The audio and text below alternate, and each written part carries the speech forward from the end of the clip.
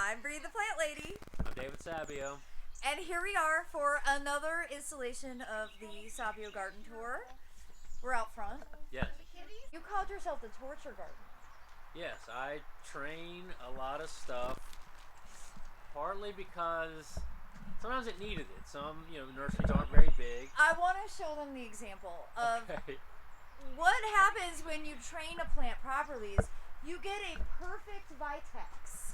Vitex do not look like this without someone doing something. It's the most beautiful vitex in all of North Carolina.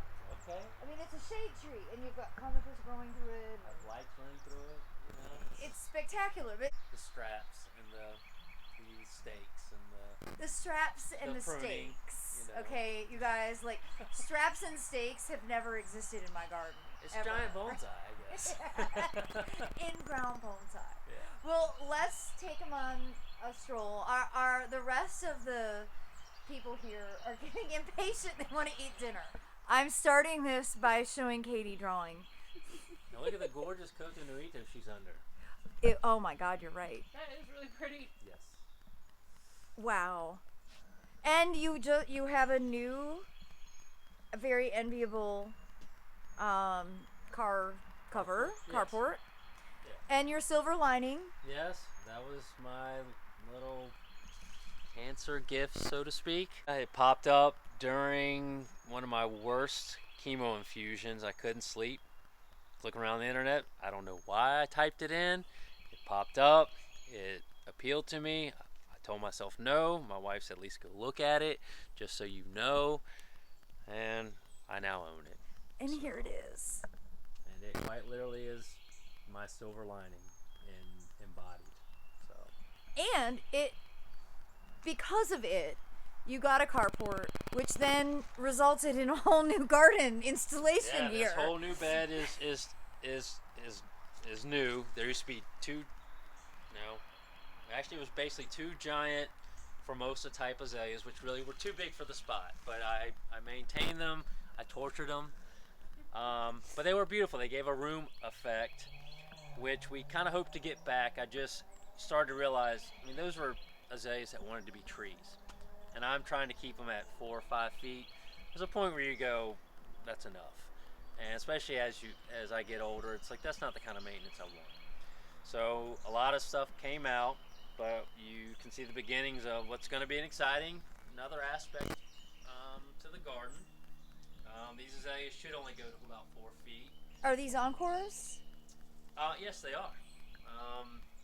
And then I've planted some of my peonies over here. As I've mentioned before, I love clematis, so I have several clematis now, and I get them to scramble up into the structure of the chase tree.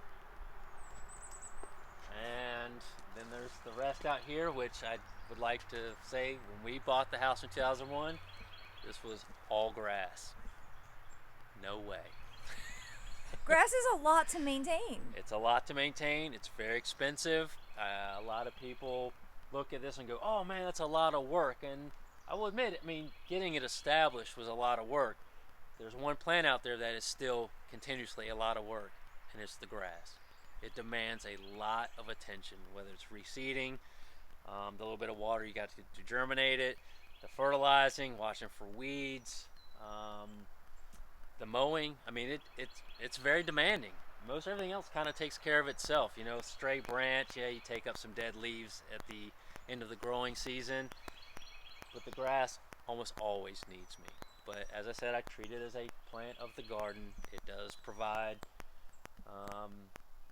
some walking areas for the eyes to rest. So I tolerate it a little bit, but I wouldn't mind having a little bit less. Okay, so this was the original. This was the very first tree I planted in this vast lawn. And it was probably 15 inches high, if that. And was it just a circle? Like you just dug out a circle of turf? It was maybe 24 inches, a little 15-inch tree. And eventually I wanted another plant. And I chewed out some more grass. And I think we put in like the Hetzi juniper. And little by little, I picked another spot. I think I used to have a cherry. And then that I said, let's add some plants around it, and I'd chew out a little more grass. And then I had another tree over here, and I chewed out a little more grass. And I think it was around that time someone mentioned Tony Avon's place. And I didn't realize, I mean, he's 8 miles up the road here, and I had no idea because I was still new to gardening. Well, that was a big inspiration. I happened to see Tony on that tour. He gave me about 5 minutes, talked about how important the soil was, because then I was killing some plants. But he had all these little trails. He goes, I mow this in 30 minutes. It's all I need. And I said, that was what I was after. This is probably all I needed to see. And it was on. And each season I would look for cool plants. It was an opportunity to expand the bed and remove some more grass. But I will say, by removing that grass and creating this kind of structure and even the casting of shade, the grass got really healthy. It was easier to keep it healthy. But I didn't want to rely on a lawn, because I get it. You know, if your lawn goes bad and that's all you have, man, it looks bad.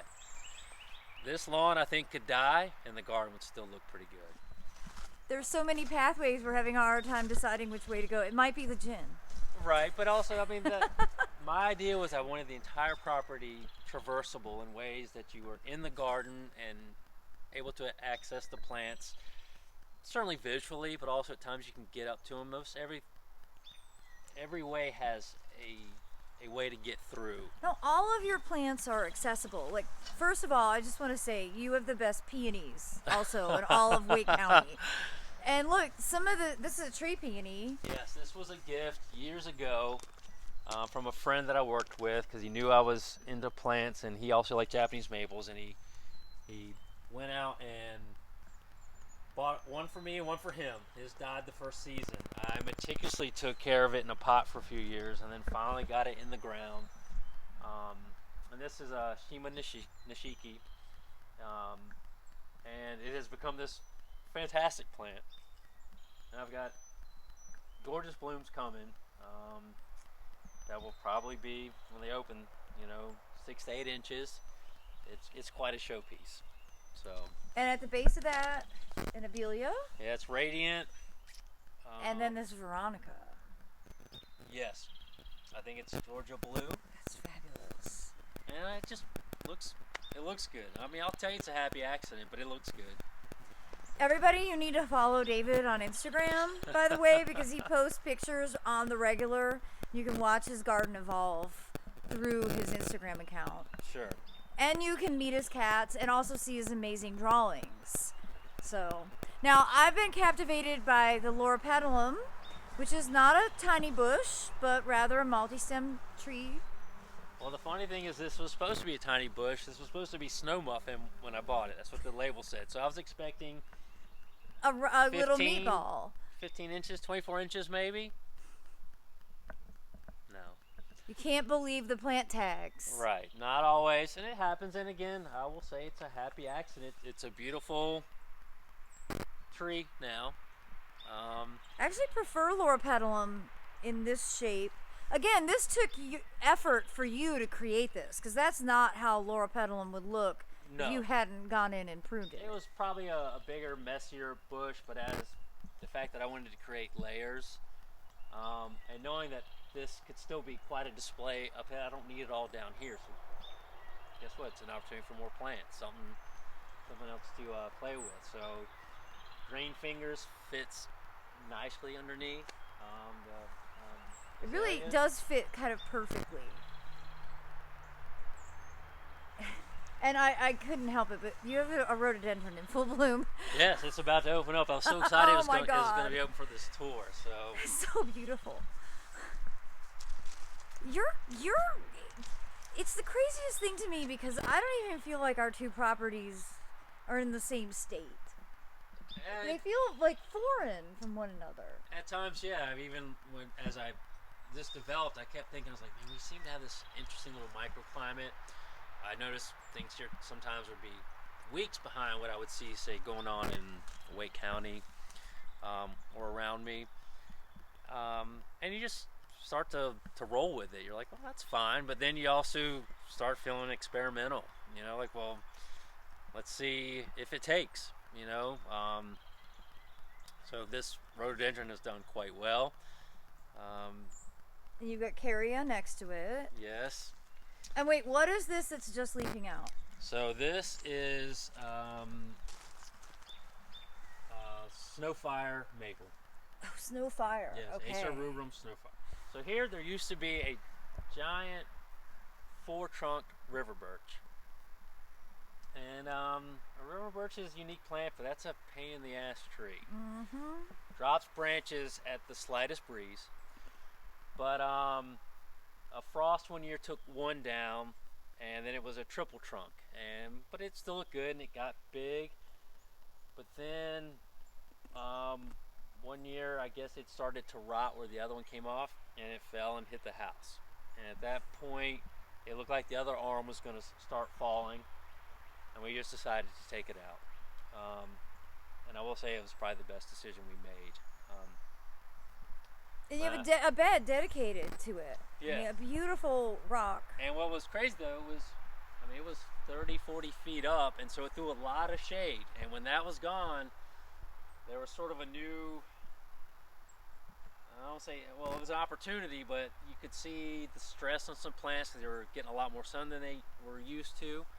But what's nice is plants are pretty resilient and adaptable, and so everything's generally worked out well. And so I put in a dogwood Venus, which I was excited bloomed the first year. It was actually, I saw this at the J.C. Ralston Arboretum. And again, it's like, oh, I gotta have it.